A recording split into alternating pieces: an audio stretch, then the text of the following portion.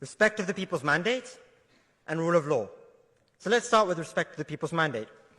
In February 2024, the military establishment in Pakistan sought to eliminate Imran Khan's party from politics, using lawfare to deprive the party of its election symbol, relied on by voters who cannot read.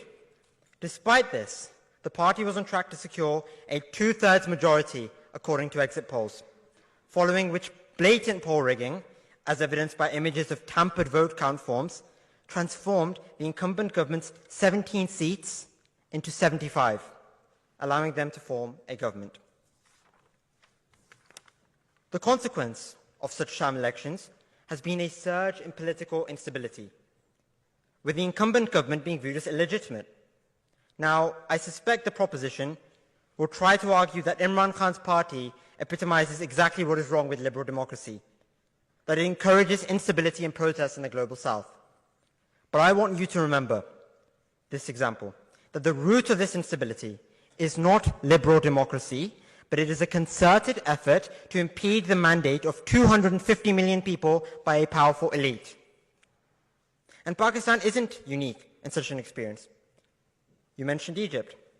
Military dictator Sisi in Egypt, who has jailed and killed hundreds of dissenting civilians and political opposition after uprooting democracy over 10 years ago, has destroyed the Egyptian economy, despite receiving billions of dollars from allies. Moving on to rule of law, a fundamental pillar of liberal democracy, as I'm sure we can all agree.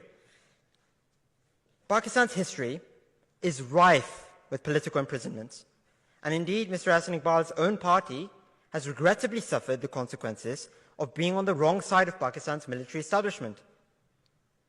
But since his ouster from office in 2022, Imran Khan has faced over 200 frivolous cases, ranging from terrorism, murder, and the legitimacy of his own marriage.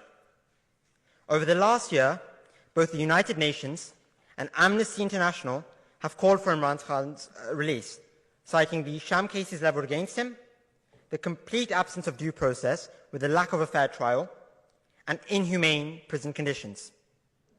Given this, I hope that Mr. Iqbal's government will give due respect to democratic values and release Imran Khan from illegal incarceration.